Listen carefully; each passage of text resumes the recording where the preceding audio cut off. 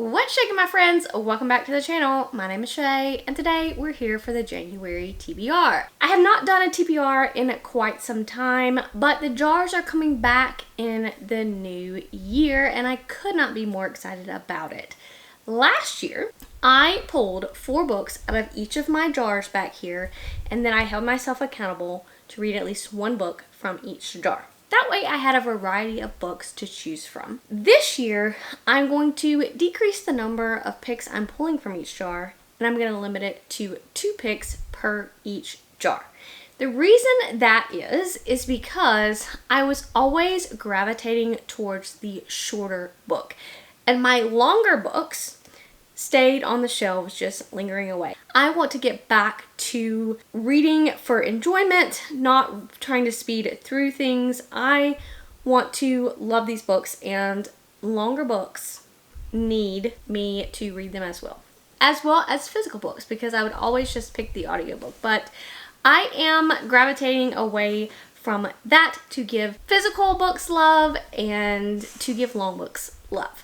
So without further ado, we'll go ahead and get started. I will say that my series jar is coming back in the year of 2025 because one of my goals is to continue on with series that I may not think about continuing on with. So that's what we're going to do first. We are going to pull a book out of the series jar. So here we go. First one.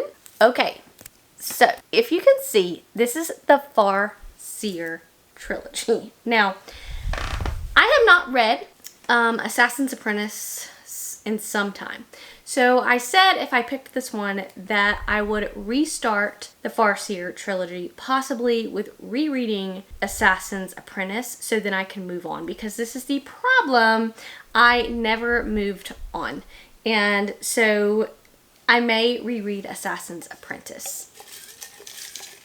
Okay, and here we are. Number 2.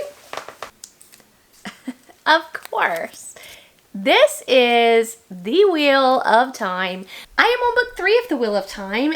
Last year, in January, I started out my year with The Wheel of Time, book number 1. I picked it out of my jars and I told myself, Shay, you're not going to say no to this book, and I read it and I loved it. And unfortunately have not had the most time to continue on with the series, but it looks like I'm either going to be reading The Wheel of Time in the month of January or Assassin's Apprentice.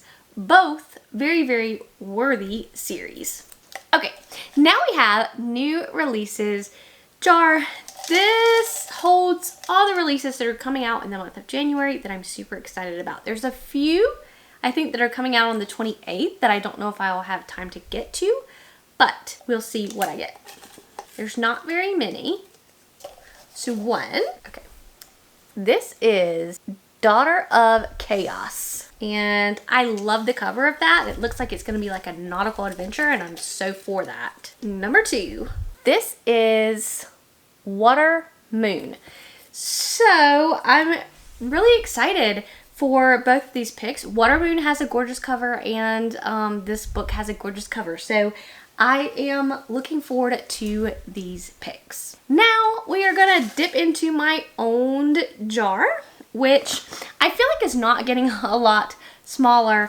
Hopefully we will get a good pick out of here. There are so many books. Okay, 1.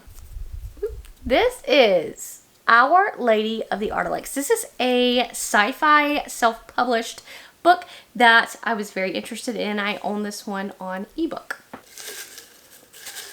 And I am pulling out multiple things too. It's loving the sci-fi this month. So this is Titan Hoppers, which is by Rob J. Hayes, which is also a sci-fi self-published book. So self-pubbed, I'm loving y'all this month. I am excited about both of those choices. Okay, so now it's time for any self-pub.